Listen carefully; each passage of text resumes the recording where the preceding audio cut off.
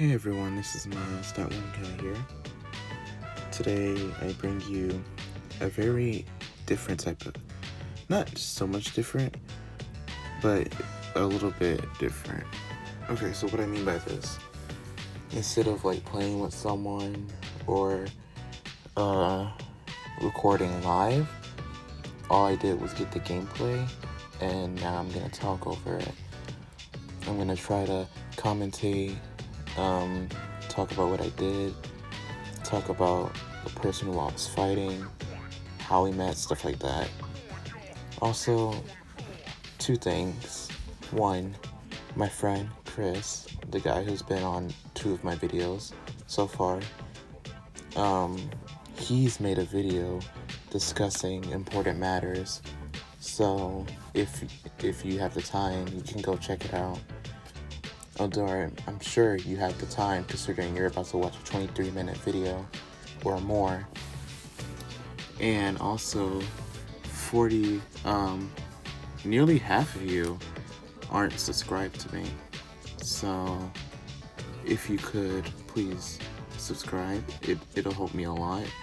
It'll help me reach my goal of just being able to be a successful YouTuber and just making content for you guys. So without further ado, let's get started.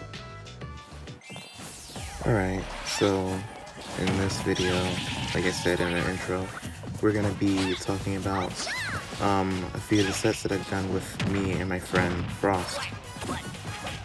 So while this is going on, I'm just gonna give a brief rundown of how we met and stuff. Alright, so we met basically because on Discord there was this one chat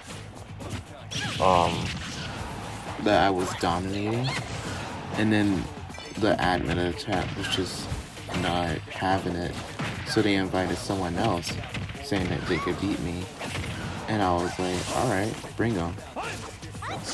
And then I beat that guy. I said, alright, I have one more person to fight. I have one more person for you to fight. And I'm like, throw him at me, because I was feeling myself. I was confident, but I was overconfident. And then this guy that I'm fighting right now, his name is Fox. If he wants me to bring any social media, I'll put it on the screen or at the end of the video. That's probably more convenient for me, as well as the description. But basically, me and him, we fight for a bit. I go Diddy Kong and he goes Pokemon trainer, as you see now. He's a really good Pokemon trainer, and I wasn't expecting any of the stuff that he did. I was just trying to outplay him or just try to do better. And thankfully, he didn't know the Diddy box yet back then, so I was able to beat him sometimes. But most of the time, like you're seeing right now, I'm kind of getting my butt handed to me. But yeah, that's basically one thing. So we were never on a bad side of each other. In fact, we got along quite well, and I actually like fighting people that are way better than me. Not because like, oh, I think I can beat them. Far from it, actually. But it's more because of the thrill of fighting that person that's just so much better than you. And then you're able to improve so much from that. And I think that's why people try to fight me sometimes. And it makes sense. And that's why I don't really decline when people say they want to fight me. Unless I'm just busy or I'm doing something like editing this video. And yeah, it's just really interesting. So yeah, I'm still getting destroyed by Frog this week. I just died to Nair. You know, that's kind of normal for me. A lot of habits really come out when I'm fighting big players, but at the same time, they kind of decline at the same time. I don't know how to explain it, but it's like you know what not to do, and then sometimes you do it, but then you also like exceed in the things that you know you're not supposed to do, or you are supposed to do, I mean. And it's a really interesting thing, because if you don't know a player is good, or if you don't know like if it's a pro player or not, you usually play a lot safer, or you just play a lot better, simply because that's just how the human brain works, I feel like. So if I were to just meet him again for the first time, I don't know if I played better or worse, but I'd assume that I play better simply because I don't know what he's capable of, and I'm not intimidated in any way, shape, or fashion. And I think that's an important part of being a pro player, or trying to beat a pro player. You can't get intimidated by them just because of that title. Like, they get they get to the same place that you're trying to get to, except they're already there. They're at the top. Your job is to dethrone them. You can't be nervous. You can be nervous. Let me rephrase it. You can be nervous, but you gotta embrace the nerves instead of going against them. That's the main problem that people have when they're trying to get to the top of something, and then they have to fight their biggest challenge yet. They're always nervous, and they don't embrace the nerves instead of always trying to embrace them. And that's a very important part of being a competitor of any sort. You just gotta be smart about how you approach things, or be smart about how you take things or who you're fighting. Take into account their playstyle, but at the same time, don't just pollute your own playstyle. Do what you think is good, and if it doesn't work, try to come up with a different strategy.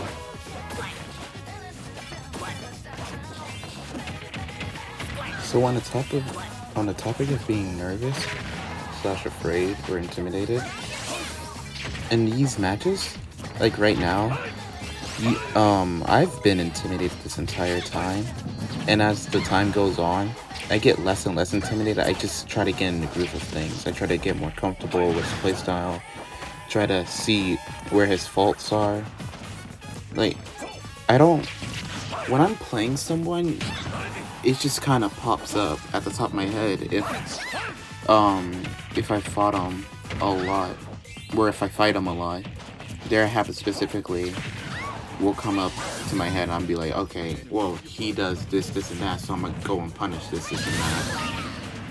And that's kind of how I work. Pretty sure that's how everyone works. But I like to play a bait and punish type of style, but I'm always ending up going for the aggressive, or just doing a lot of unsafe options. Like, I see a lot of the time when I'm in these battles, I'm always going for like some stupid option, or just some risky option. Like later in the video, you'll see me do a lot of pit side B, and then it's gonna cost me a few things, either stock, or it's just gonna cost me my advantage or neutral. Like, I usually do it just because, okay, my opponent won't expect it, because it's such a stupid option. And sometimes a smart mix-up option is literally just to do the stupid option. Because a good player will always think you're gonna do a smart option. That's how I think, at least. And so you could just mix them up by doing a stupid option. Now granted, they can do the exact same thing back to you. You can't really question it. It's kind of just how the game is played. Like, if you're always playing in a smart manner, no matter how smart or stupid you are, or how you play is, you can be punished for anything in this game. This game allows for any type of punish. You can't just assume you're gonna get away with something just because, oh, it's safe on shield, oh, it's not safe on shield, or something else that magnitude. I feel like I'm improving a lot more with fighting people like Frost. He's honestly a really cool dude. I don't know if his language if the English language was his first language, because his grammar sometimes is a bit wacky. But he's a really chill dude, and I can communicate with him enough to the point where I can get advice from him. I can just fight him whenever I need to, talk about bands, talk about characters, whatnot. Just have all of these discussions. One day I may try to get an Ike player on here because at my SSL tournament that I was gonna record but decided to scrap because I needed to concentrate. Spoilers, I lost first round, and then I made it in the losers 5-1. That's my score when I got out, and I placed 65th out of 385 people. But I met this Ike player. He was amazing. He 3-stocked me. No, he didn't 3-stock me 2 games. He 3-stocked me the first game. And then the second game, I started to see a little bit, but I didn't see enough. And I didn't know how to punish some of the things I did see. So I ended up losing the game for that, and I got kicked out of the tournament. I still gotta ask him how he did, because I haven't texted him since yesterday. I still could he friend me on Discord, because he was that good. And to my surprise, he actually decided he wanted to friend me. I don't know if it was out of respect, if it was out of pity, or what, but I'm truly grateful for that, because even though I'm not exactly the best player to practice with, he's still giving me the light of day. And that's honestly what I like to see from people that can do it, but I understand why pro players usually don't do it, because of it being, because of their reputation for one. Like, if they let one person do it, they're probably gonna have to let a lot of other people do it, otherwise you're gonna get accused of things, especially on Twitter, where cancel culture is a huge problem. Sorry for my bad speech. I don't really speak a lot. I'm kind of a quiet kid. That's why the audio is kind of quiet. That's why I'm always kind of quiet in general.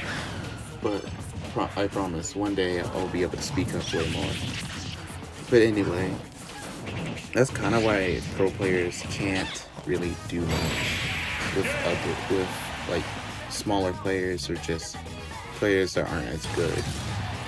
Because it's always the, oh, you let someone else play, why can't I play, or something like that. That's why they usually just do sub games or something. And then also, some people can just be busy, or they just don't like doing friendlies and stuff like that. And that's completely understandable. You're subject to like or dislike whatever you want. You're allowed to do whatever you want. It's yourself, your habits, your body, whatever. I'm not just talking about smashing, I'm talking about literally anything. But main point is, I'm really grateful for having such good opportunities to fight all these good players. I've met so many amazing people through the Smash community. I've met so many people through bracket as of recent, whether it's players that are way better than me, players on the same level or slightly worse, players that are worse. I've been able to teach some of them. I've been able to help some of them. Chris actually was someone who got me into competitive Smash. If it wasn't for him, I probably wouldn't even be doing YouTube. I wouldn't be doing competitive Smash. I wouldn't be in the place I am right now, Smash-wise, because, well, he's the main inspiration for me wanting to get into it, because I was just better at the game than him at the time. So naturally, I had coached him for like a while, and eventually we started going back and forth, and we still are going back and forth when it comes to like Smash and whatnot. We can't really decide who's the better one, like for sure. Like at the moment, I'm the better one out of both of us, but the ties are always changing, and that's what I like about our friendship / rivalry. It's something interesting, because even if we get in a fight, even if we like disagree on something, or if it's just something that could be uh, just anything really. We just end up coming back together, or we end up working through it together and stuff like that. That's what true friends are for, dude. I'm just rambling on about random things. So if you're still watching the video, please like, subscribe, stuff like this, or stuff like that. And thank you for listening this far. I really appreciate it.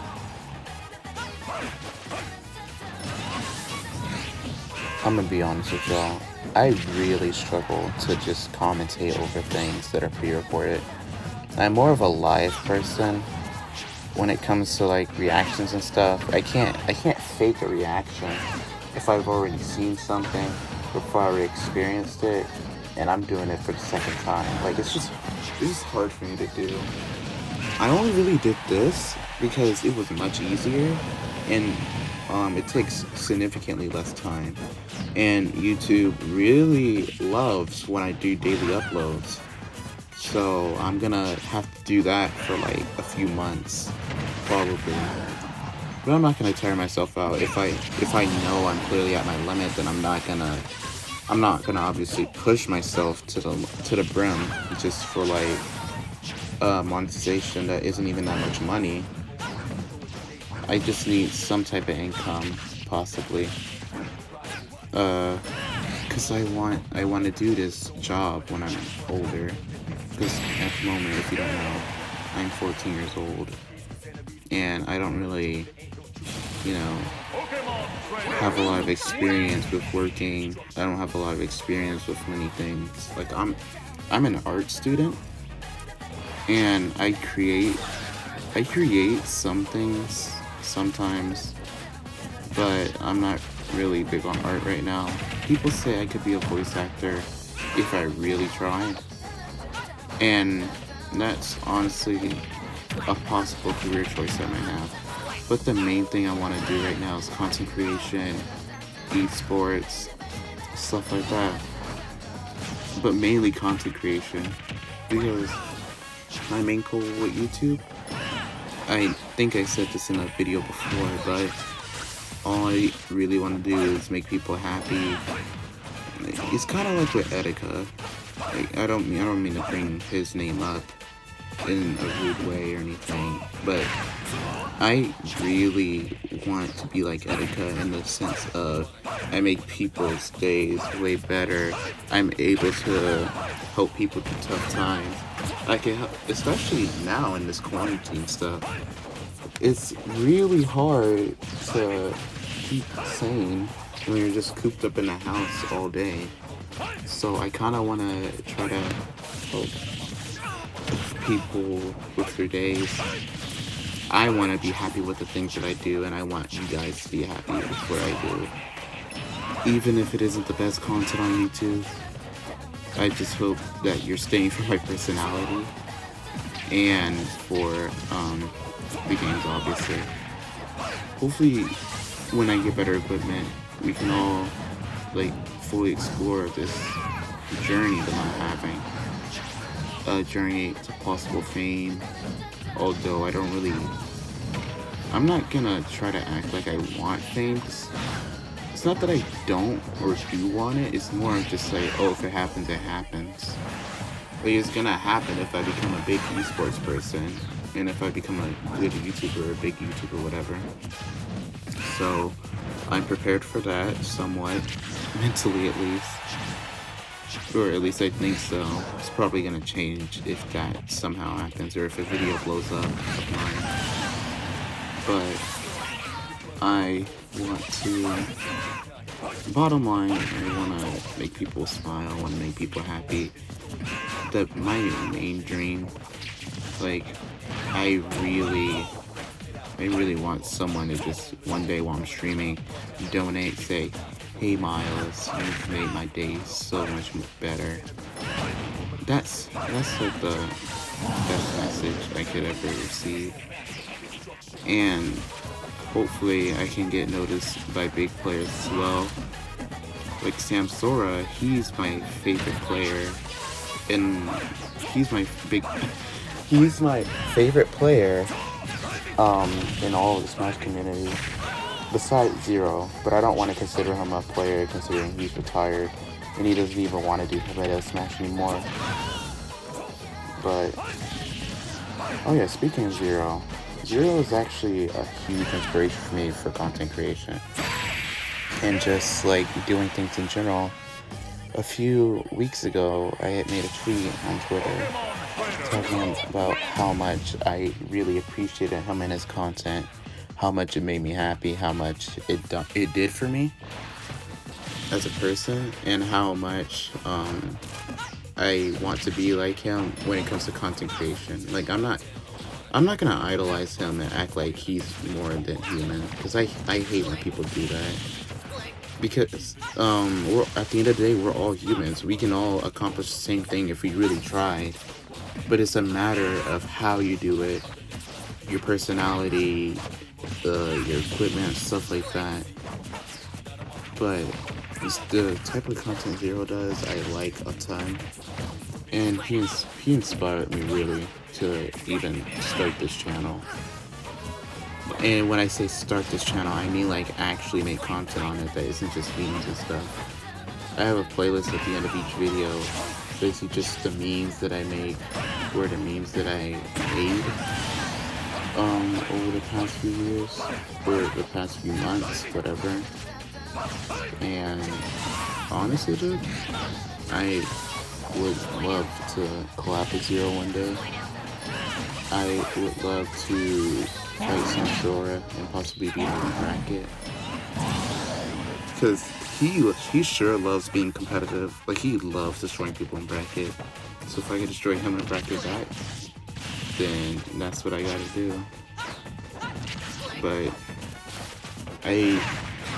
really, the one thing when it comes to quote celebrities is just I wish I could thank them for literally inspiring me to do what I do now, or just pushing themselves so far to motivate me to push myself so far.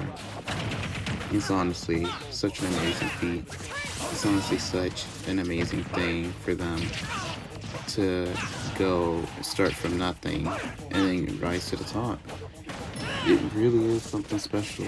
Most people have the potential to do something and they don't take advantage of it because they're scared of failure. When in reality, the reason why they can't do things is because they keep acting scared. They keep acting like it's never gonna work. Instead of actually giving the attempt, you have to actually try. Because once you try, that's the moment where you could possibly succeed. And even if it's a small possibility, you gotta realize that it's still a possibility. You are in control of your own fate. You're in control of what you do, what you say, anything really. So use that power to your own advantage. Even though this wasn't the best content I could make, this is nowhere near my limit. I honestly enjoyed making this because I could just let out some feelings. I could let out, I could just talk to you guys about what I do, how I train, how I just try to do things. And really, I want to be connected to you guys. I don't want to just have subscribers that are just always not there. Like, I want to have subscribers and a loyal fan base. I don't see y'all as just subscribers. I see y'all as possible friends. Again, I know that's cheesy to say, but I mean, that's just how I feel. If you don't like cheese, you can get the fuck out of here. You know what I'm saying?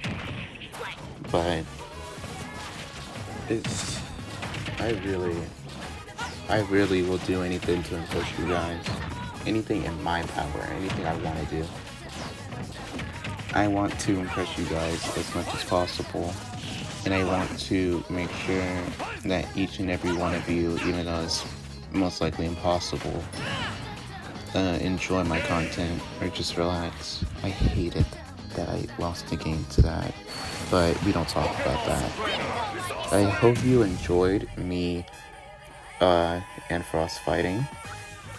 I really hope you enjoyed the video in general, and if you did, just leave a like, subscribe, and comment down below any criticisms, whatnot.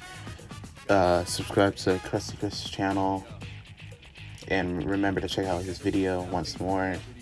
I'll link it probably in the description as well as the comment section. So, Miles out.